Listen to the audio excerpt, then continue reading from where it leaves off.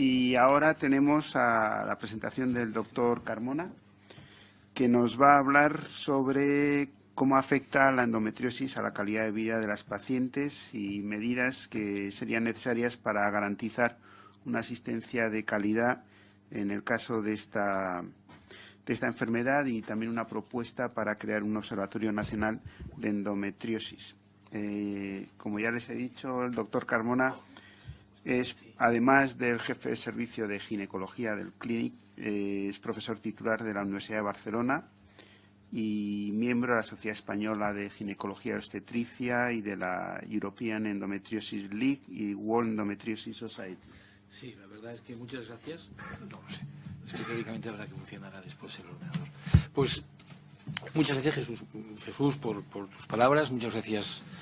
Como decías, vengo aquí, soy miembro de la SEGO y también quiero remarcar que vengo hoy en representación de la SEGO. El presidente de la SEGO me ha pedido que venga también en nombre de nuestra sociedad.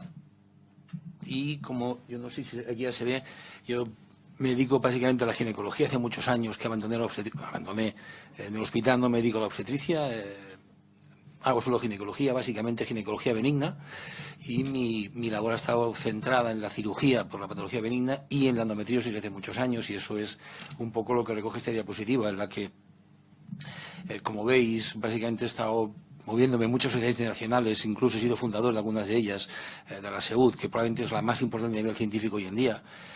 Y bien, yo creo que por eso es por lo que las asociaciones de pacientes y el Grupo Parlamentario Socialista han decidido invitarme a mí hoy aquí, igual que a José Luis Muñoz, por nuestra dedicación a la endometriosis y por nuestra experiencia en este tema. Hoy me han pedido que hable de cómo la endometriosis afecta a la calidad de vida de las mujeres, y eso es lo que pienso hacer después de, como es preceptivo, dar las gracias a los parlamentarios, lamentar que solo haya hoy en este momento aquí 2 parlamentarios. Se ve que la nieve, seguro que ha sido un problema de la nieve y del tráfico, ha impedido que el resto de grupos lleguen hasta esta sala. Justamente en el mes de marzo, que es el mes de concienciación internacional de la endometriosis. Es una pena, como digo, que la primavera haya sido tardía en Madrid, nos han abierto las puertas. Yo pensaba que íbamos a ir al Palacio, y estaba muy contento que estaba donde los Leones, pero bueno, estamos casi también en el Congreso.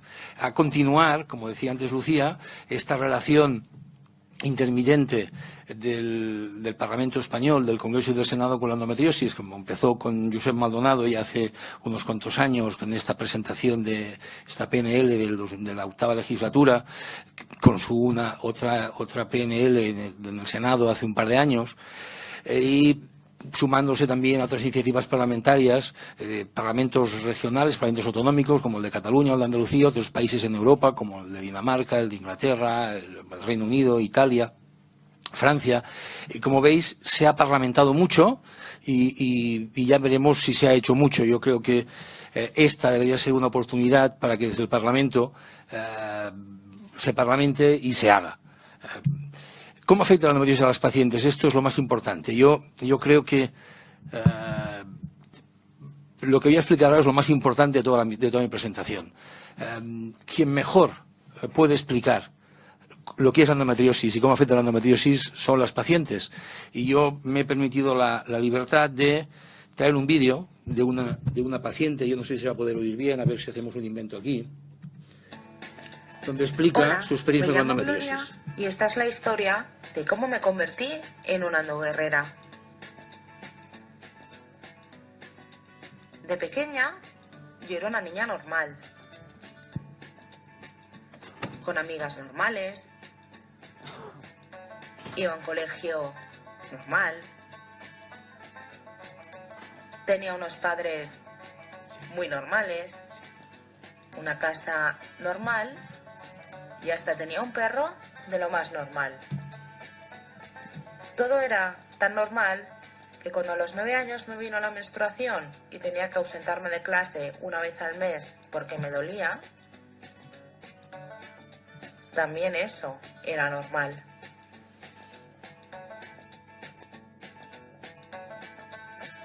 Pasó el tiempo y fui haciendo mi vida, hasta los 25 años, cuando en una comida familiar de golpe sentí un dolor punzante y agudo. como un quemazón. Preocupada y dolorida, decidí ir a urgencias. Me hicieron varios análisis y pruebas, pero los médicos no veían nada. Aunque los análisis daban negativos, me dieron medicación para la infección de orina, para ver si así se me pasaba. Pero no se pasó. Y los siguientes 4 años fueron una eterna visita a urgencias, ginecólogos, urólogos. Me hicieron análisis, ecografías, radiografías. Me decían que podían ser piedras en el riñón, infección de orina. Y 2 veces casi me operan de apendicitis. Vieron que tenía un quiste, pero no le dieron importancia. Así que nunca conseguí un diagnóstico.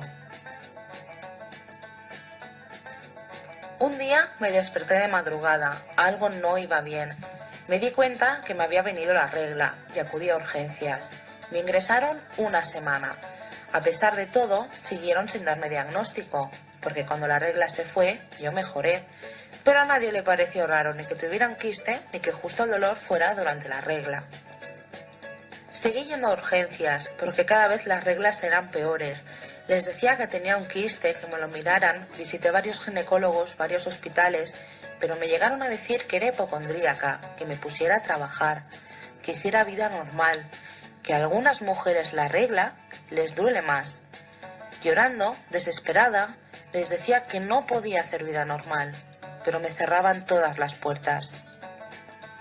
Pero después de 4 años, por fin llegó el día. Y tras una operación de urgencias de más de 5 horas, tuve un diagnóstico. Tenía endometriosis. Después de todo parece que no era tan normal. Podría contar que me quitaron 1 ovario y medio, que me limpiaron los intestinos de adherencias, el peritoneo y la pared abdominal. Podría contar también que después de esa operación empezó el dolor crónico y que mi vida se convirtió en un infierno desde entonces. Podría contar que intenté quedarme embarazada y no pude. Os podría contar que fui a otro médico que me volvió a operar, pero que cuando volví a los 4 meses con dolor agudo otra vez, lo único que me dijo fue: a ti lo que te pasa es que tienes baja la autoestima por no poder ser madre y por eso te quejas tanto, porque no te puede doler. Os podría contar que sentí que me hundía en un pozo y que durante todo ese tiempo lloré mucho. Lloraba por el dolor, por la incomprensión médica y porque no conseguía tener hijos. Pero esta es la historia de... Yo creo que hasta aquí. Después sigue explicando cómo se hace socia de Endocat, pero esta es la historia de una paciente normal, por desgracia. Lo que voy a explicar ahora son datos, como me pidieron que explicase, que diese datos concretos de lo que pasa en nuestro país. Yo he pensado que lo mejor era explicar qué es la enfermedad, lo normal de la enfermedad para muchas mujeres, y luego dar algunos datos. Yo pensaba que vendrían más parlamentarios y mi presentación está muy dirigida a intentar que gente profana en medicina sea capaz de entender el porqué de todas estas cosas. La endometriosis es una enfermedad, ya lo ha dicho el doctor Muñoz antes, básicamente es una enfermedad que depende de los estrógenos, las hormonas ováricas típicas de la mujer. Es una enfermedad crónica, es decir, que no va a desaparecer, y es una enfermedad en la que existe una reacción inflamatoria. Y esto es muy importante. No es una inflamación como cuando te das un golpe, si te hincha tienes un hematoma, no, es una inflamación a nivel molecular, a nivel bioquímico, en la que lo que pasa dentro del abdomen quiere decir que ya hay una reacción de defensa del cuerpo que va a ser la que va a originar los síntomas. Es una enfermedad muy curiosa, lo ha dicho antes el doctor Muñoz. Es una enfermedad que el tejido endometrial que está fuera de su sitio es capaz de implantarse en ese sitio que no le toca, es capaz de proliferar, de crecer, es capaz de crear nuevos vasos sanguíneos para alimentarse, es capaz de él mismo de segregar sus propias hormonas para alimentarse, es capaz de invadir los tejidos de alrededor por invasión directa, es capaz de trasplantarse, es capaz de extenderse en vecindad, es capaz incluso de metastatizar, de aparecer a distancia, ya sea por vía linfática o por vía vascular, y es capaz de, una vez tú lo operas, de reaparecer. Está aquí hoy con nosotros el doctor Sergio Martínez, que es uno de los expertos en ginecología oncológica más reconocidos en España y en Europa. Y yo le preguntaría qué tiene de esto diferente del cáncer. Bueno, pues que al final la mujer no se muere, pero el sufrimiento es muy grande igual. Este vídeo solo lo pongo aquí, a ver si consigo que esto corra. No sé por qué esto no me corre. Ah, sí, ahora correrá. Esto es una pelvis normal. Esta sí que es normal. Ahí se ven bien los ovarios, las trompas, el útero, el otro ovario, la otra trompa. Y esto que veo a continuación, no sé si algún de ustedes es muy impresionable, lo siento ya de entrada, ya pido excusas. A ver si consigo encontrar, perdón, el truco para que esto... Ahí. Esto es una pelvis... Sí, pues igual no trabajo. Esto es una pelvis normal de una mujer con endometriosis. No se ven los ovarios, no se ve las trompas, no se ve el útero, se ve el intestino adherido, pegado a la pelvis. Eso es la vesícula biliar, y ese puntito rojo de aquí es un foco de endometriosis en la vesícula biliar. Eso es lo normal en la endometriosis. Es fácil de entender que a estas pacientes les duela como les duele. Ya ha dicho antes el doctor Muñoz y la gente que me haciendo uso de la palabra que esta enfermedad en España afecta a cientos de miles de mujeres, a cientos de miles. Y yo quisiera hacerles hincapié en lo que decía antes de la inflamación. En todos esos procesos, yo decía, adhesión, invasión, secreción de hormonas, proliferación, generación de nuevos vasos, en todos hay una serie de sustancias que tienen que ver con la inflamación. Las esfingosinas, las interleucinas, todo. El punto central de la enfermedad, lo que hace que esta enfermedad sea como es la inflamación. Todas esas sustancias que se van segregando ahí, el exceso oxidativo, las prostaglandinas. Y esa inflamación es la responsable del dolor. De manera directa o a través del metabolismo del hierro. El doctor Martínez, que ahora se dedica al cáncer, hizo su tesis doctoral sobre justamente el papel del hierro en la endometriosis. Como decía el doctor Muñoz, la sangre menstrual va a la cavidad peritoneal, allí el hierro de donde sale la sangre produce esos cambios inflamatorios, y esa inflamación va a producir una cosa muy, muy, muy importante. Va a producir una proliferación de sustancias nerviosas, de sustancias que son capaces de segregar no solo nuevos vasos, no solo nuevas hormonas, sino nuevos nervios. Y la concentración de nervios en los focos de endometriosis es muy alta, muy alta. Y esos nervios que se han creado de nuevo van a ser a su vez estimulados por esas sustancias inflamatorias que están allí. Y van a estar enviando impulsos constantes al cerebro. Te duele, te duele, te duele, te duele. Eso viaja a través del asta posterior de la médula espinal, llega al cerebro, y en el cerebro esos estímulos constantes son capaces de generar alteraciones, variaciones, desviaciones del funcionamiento normal del cerebro, pero no a nivel psicológico, a nivel anatómico. Los circuitos neuronales cambian. Y eso se puede ver con resonancias. Tú haces una resonancia magnética cerebral dinámica a una mujer sana y ves una cosa. Y haces una resonancia magnética dinámica a una mujer con endometriosis y ves una cosa absolutamente diferente. En esas mujeres se produce un fenómeno muy curioso, muy poco conocido y muy importante, que se llama sensibilización central. Por esos estímulos constantes y esos cambios se producen en el cerebro, cambios, como digo, anatómicos, no son cambios psicológicos. La mujer experimenta una alteración en su percepción del dolor, de tal manera que el umbral del dolor disminuye. Cualquier estímulo que para cualquier persona no sea doloroso, para esa mujer es doloroso. El llevar la falda, llevar un pantalón, rozar la piel del abdomen puede ser muy doloroso. Y además, el dolor se produce una cosa que se llama alodinia, que es que me duele todo. Y eso hace que muchas veces, claro, llega la mujer, ya te hemos operado, te hemos hecho una gran operación, ya no tienes nada, pues me sigue doliendo, lo que explicaba Gloria en su vídeo. Le duele porque los años de retraso en el diagnóstico han hecho que cambie su cerebro y han hecho que sea condenada a sufrir y a sufrir y a sufrir si no somos capaces de tratar. Esos cambios, por suerte, son reversibles y se pueden tratar. También aparecen síndromes miofasciales. Es un síndrome en el cual los músculos de la pelvis se contraen. Uno, cuando tiene dolor, tiene tendencia a encogerse y contraer los músculos. Cuando tenéis una rampa, ¿os duele? Pues imagina una rampa continua en la pelvis. Muchas de estas pacientes, señor diputado, por eso mi intervención va dirigida a que, no a las pacientes que ya lo saben y lo experimentan, a la gente que no tenemos endometriosis, que no conocemos la enfermedad, entender bien, para que se vea la urgencia de hacer cosas ya por estas pacientes. Como decía, hay que tratar los síntomas muy precozmente para evitar todas esas secuelas que no se ven, pero que se sufren. Y como he dicho los que me han precedido en el uso de la palabra, el tiempo de diagnóstico, el retraso diagnóstico de esa enfermedad es de 5 a 10 años. Depende de donde lo mires. Y seguro que la calidad de vida es muy fácil de ver que se afectan estas mujeres. Su calidad de vida, su autoestima, seguro. Hacía antes referencia a Lucía a un estudio que hicimos hace unos años, publicamos en el Fertility hace 5 o 6 años ya, un estudio en el que analizábamos cómo se afectaba de manera explícita la calidad de vida en estas pacientes. Un estudio que hicimos en 10 países, desde China a Argentina, desde prácticamente todo el mundo, Estados Unidos, Europa, África. Nosotros participamos incluyendo a 107 mujeres.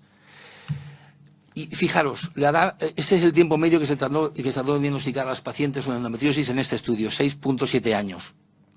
Una cosa muy curiosa. En oscuro, los hospitales con una financiación pública. En claro, hospitales con financiación privada. Los hospitales públicos tenían de media de diagnóstico, de diagnóstico, 8,5 años. Los hospitales privados, 5 años. Una cosa que es importante tener en cuenta. Y también es importante tener en cuenta que en Barcelona, en nuestro país, la media de diagnóstico fue 8,3 años. O sea, quizá estamos incluso un poco por encima de la media mundial. No os voy a descubrir América si os digo que, como era de esperar, la calidad de vida de las mujeres sería un test, un cuestionario que utilizamos para medir la calidad de vida, que es el SF36, se llama así. Fijaros cómo en todos los parámetros que se analizan en ese test, sobre todo en los parámetros que analizan el estado físico de las mujeres, la puntuación que alcanzaban las pacientes con endometriosis era mucho más baja, muy diferente de las pacientes sin endometriosis. Y fuimos más allá. Fuimos a ver, ¿y eso cómo les afectaba? Pues miraros aquí en esta diapositiva, donde se resume un poco, a nivel laboral, cómo les afectaba.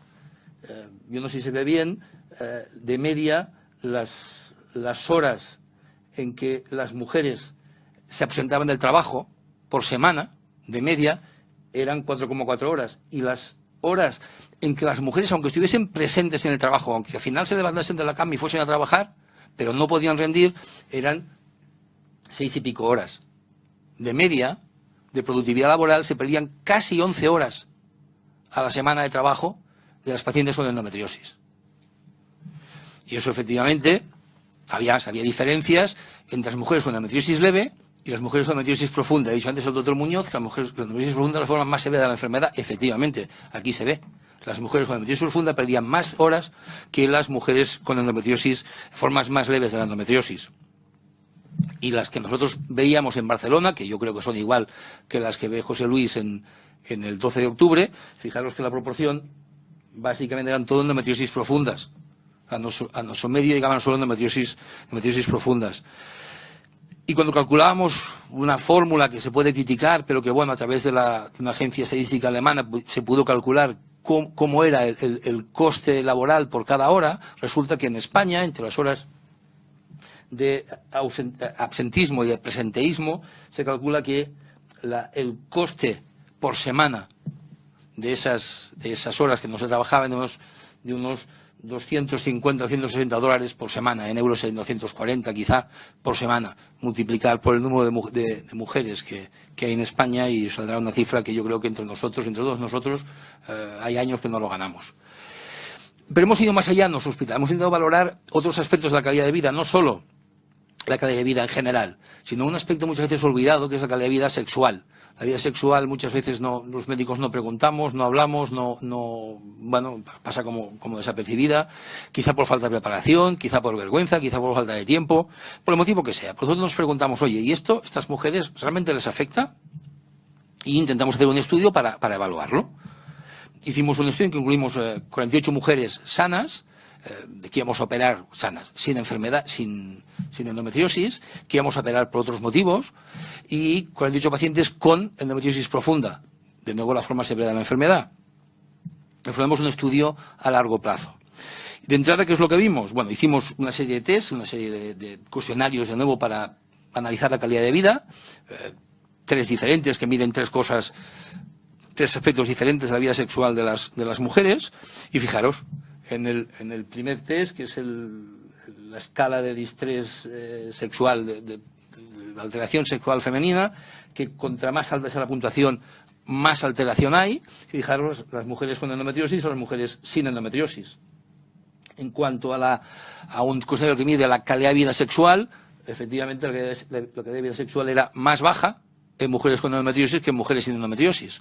Y finalmente, claro, si tengo más alteración, si tengo menos calidad de vida, ¿qué pasa con el deseo sexual? Pues que efectivamente el deseo sexual y la función sexual pues también se ve disminuida en las mujeres con endometriosis.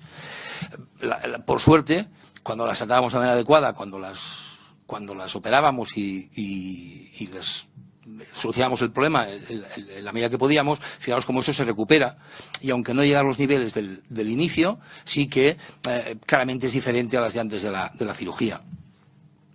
Y hemos calculado más cosas. Uno cuando busca literatura médica encuentra más cosas. Encuentra, por ejemplo, vamos a ver, en términos económicos hemos visto lo que representaba en horas de trabajo. En términos económicos, ¿cuánto cuesta la enfermedad en costes directos a la sanidad pública? Yo de nuevo son mensajes para... lamento que seas tú el único que estás, pero son mensajes para los políticos, para que lo tengan en cuenta, para que piensen que están aquí, que están en el Congreso para ayudarnos a nosotros, que somos quienes votamos. Fijaros, entre costes directos y costes no directos, relacionados directamente de una manera con la salud, no con los tiempos de baja laboral, sino simplemente los costes relacionados directamente con la salud, de media 3.280 euros al año de costes directos por cada enferma de endometriosis. Y si eso lo sumamos todo, costes directos y costes indirectos, las cifras que vais a ver ahora son espectaculares. Esto está en dólares ahora. Fijaros cómo en diferentes países, en nuestro entorno, por tamaño, por proximidad, podemos estar cerca de lo que tengan Italia y Francia, que se gastan más de 14.000 millones de dólares al año en endometriosis. O sea, realmente en España debemos estar, quizá no son 14.000, sean 12.000. O sea, es una brutalidad lo que esta enfermedad hace con la vida de las mujeres y con las economías de los países. ¿Y cómo podemos mejorar? ¿Podemos hacer algo para mejorarlo? Yo creo que esta sería la situación ideal. La situación ideal sería aquella en que la sociedad, las mujeres, todo el mundo está bien informado sobre la endometriosis. Las mujeres con síntomas, si te duele la regla a los 12 años es que te pasa algo, si te duele la regla a los 15 años es que te pasa algo, la regla no duele, y si duele es que pasa algo. Los médicos de atención primaria, las enfermeras, los médicos de cabecera, que son los que muchas veces los primeros contactos con el sistema sanitario de las pacientes, deberían ser capaces de sospechar el diagnóstico y remitir a la paciente a las áreas básicas de salud donde hubiese un ginecólogo que fuese capaz de diagnosticar correctamente la enfermedad, iniciar el tratamiento en casos menos complejos o derivarlos a unidades especializadas donde hubiese capacidad de tratar todos los tipos de la enfermedad, donde hubiese capacidad de hacer investigación y docencia. Es muy importante la docencia en esta enfermedad. ¿Qué se ha hecho hasta ahora? Ya se ha dicho que se ha parlamentado mucho, se han hecho 2 guías, una a nivel estatal y una en Andalucía. Se ha hecho el díptico famoso que debe estar, como decía Lucía, durmiendo en algún cajón del Ministerio o de algún otro sitio. Y yo creo que existen muchas, esto es mi opinión, existen necesidades actuales urgentes que es importante darles respuesta. Lo primero sería consolidar el grupo de trabajo que ya existe en el Ministerio, crear grupos similares en las diferentes comunidades autónomas. Hace falta mucha más conciencia de la sociedad, por parte de todo el mundo, de la sociedad, de los profesionales sanitarios, de las autoridades sanitarias, que se den cuenta de que esto es una sangría en calidad de vida, una sangría en dinero. Hay necesidades que son urgentes ahora las pacientes. Lucía apuntaba algunas, a mi juicio, pues aquí solo pongo algunas. Los tratamientos tratamientos adecuados en el tiempo adecuado, sin lista de espera, prioridad en listas de FIP, si no para todas, para menos para algunas pacientes que necesitan una cosa que es un concepto relativamente nuevo, que es la FIP de urgencia. ¿Una FIP de urgencia? Sí, FIP de urgencia. A veces hay que hacer fecundación in vitro de urgencia. Hay que hacer atención especial al dolor crónico. No podemos tener mujeres que les duelen y, como la del vídeo, es que tienes baja autoestima, es terrible. Hace falta, por supuesto, mucha más investigación y yo creo que hace falta dos cosas muy importantes, a mi juicio. Que se creen unidades especializadas de referencia, no sé cuántas, si es necesario que haya en todas las comunidades autónomas o no. No sé si en Ceuta debe haber, si en Melilla debe haber, si en La Rioja debe haber. No sé cuántas se debe haber en Cataluña, no sé cuántas se debe haber en Madrid, pero haría falta ese estudio epidemiológico para poder calcular qué es lo que necesitamos y dónde lo necesitamos. ¿Por qué hacen falta esas unidades de especialidades de referencia? Porque muchas veces las mujeres se tratan mal. Cualquier ginecólogo que le preguntéis que tenga algo de experiencia en endometriosis, os dirá, algo de experiencia en endometriosis, dirá que las dos cirugías más difíciles para el ginecólogo son el cáncer de ovario y la endometriosis, sin duda. Muchas veces me río yo del cáncer del cuello de la matriz o del cáncer de endometrio. El martes operé en Barcelona a una paciente que empezamos a las 9 y acabamos casi a las 7. Hicimos una resección parcial de la vejiga, una resección parcial del intestino, le quitamos un riñón. Bueno, fue una especie de locura. No todo el mundo está preparado para hacer eso, no todos los centros están preparados para hacer eso. Y un concepto muy importante para las pacientes, para los médicos, para todo el mundo. La primera operación es lo más importante. Si la primera operación no se hace bien, la enfermedad va a empeorar y las siguientes cirugías van a ser mucho más difíciles. Fijaros, es un trabajo nuestro en el que intentábamos mirar. Muchas veces, como decía el doctor Muñoz, hay tres tipos de endometriosis que muchas veces se asocian entre ellos. Intentamos mirar si había algún marcador en mujeres que venían con endometrioma, que es la forma más frecuente de la enfermedad, la que más fácilmente se diagnostica, de endometriosis profunda, como decíamos, es la forma más severa. Y en ese estudio estadístico que hicimos, resulta que la cirugía previa es uno de los factores que más se asociaban con la existencia de endometriosis profunda. Otros autores, por ejemplo, esto es del grupo de París, del grupo de Charles Chaperon, en el que estudia sus casos de endometriosis profunda y mira cómo de severos son, cuántos nódulos hay, cómo de extendida está la enfermedad, en función del número de cirugías previas. Fijaros, en una cirugía, un nódulo. Una cirugía, casi 3 nódulos. En más de 4 cirugías, espectacular. Y eso es porque, ya otros autores ya lo han dicho, la cirugía se asocia con, no sé si lo veis, con una serie de frecuencias, de recurrencias del dolor y de la enfermedad que están asociadas, son altas y que son operador dependiente. Cuando el primer cirujano tiene más experiencia, cuando la cirugía se hace en un centro de referencia, las tasas de recaída son mucho menores. Por eso, en esas unidades de referencia, en esas unidades especializadas, Jesús, apúntatelo, quédate esta diapositiva en la cabeza, porque tienes que transmitirlo al resto de diputados del Parlamento. Tiene que haber unidades que sean capaces de dar una visión completa de la enfermedad, una visión 360 grados de la enfermedad. Esa expresión que tan de moda hasta ahora. Esas unidades tienen que estar centradas en la paciente. De ahí los ginecólogos expertos con ella, pero están centradas en la paciente. Han de ver cirujanos ginecológicos, pero también generales, urólogos, torácicos a veces, de haber expertos en reproducción, de haber expertos en nutrición, de haber expertos en dolor, de haber expertos en diagnóstico, en medicinas complementarias, ¿por qué no? La osteopatía, la medicina china, pueden tener algún papel que jugar en algunos casos. Psicólogos, el mindfulness, otras terapias psicológicas pueden ayudar a revertir esos cambios anatómicos que decíamos en el cerebro y que es muy importante que se tengan en cuenta. La labor de enfermería ha de ser, yo creo que es primordial en todas las unidades de endometriosis. Tiene que haber una enfermera o dos especializadas que den soporte a esas pacientes.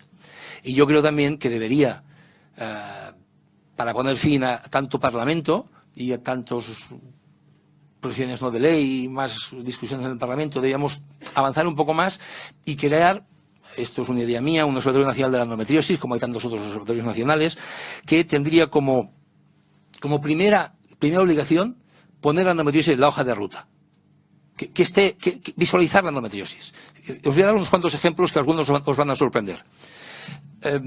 La Estrategia Nacional de Salud Sexual y Reproductiva, que está publicada, esto creo que lo hice el sábado, en la web del Ministerio, es la del 2011, y hay 0 referencias a la endometriosis. 0. En el Observatorio de Salud de la Mujer, que antes decía Lucía, que está desmembrado desde que murió Concha Colomer, que era la persona que lo impulsó y lo puso en marcha, murió con menos de 60 años de una leucemia en muy poco tiempo. La verdad es que la recordamos mucho. Solo hay 2 referencias a la endometriosis, que son las 2 que ya he mencionado aquí, la Guía Nacional y el díptico famoso. No hay más. Pero os va a sorprender una referencia que sería endometriosis, que a mí, cuando la encontré, me sorprendió. Por ejemplo, esto es del BOE, de los requisitos, esto es de 2017, 23 de febrero, hace 4 días. ¿Qué se necesita para incorporarse en la escala facultativa superior de la Guardia Civil? ¿Cuáles son los requisitos que se hacen? Exclusiones. Endometriosis.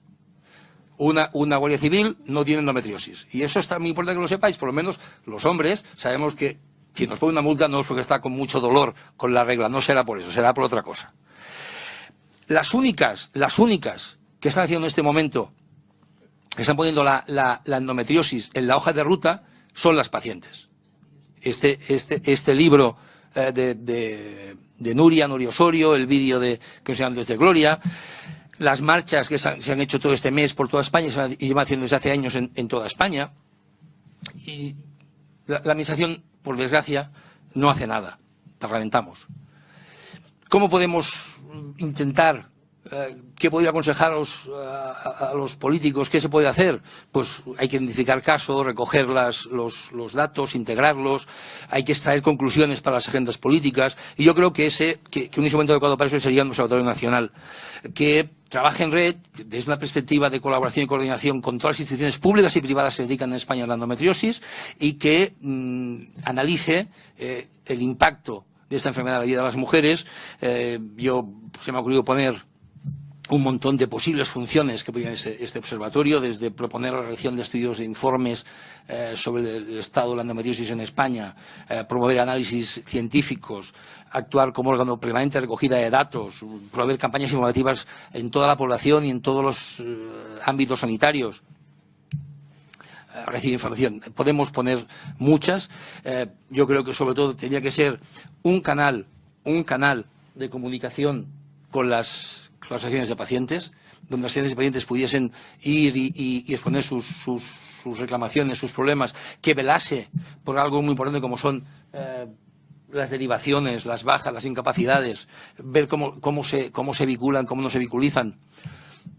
En definitiva, un instrumento que estuviese al servicio de las mujeres, por un lado, las mujeres afectadas con endometriosis, y que fuese a la vez capaz de ofrecer datos rigurosos a las administraciones para que fuesen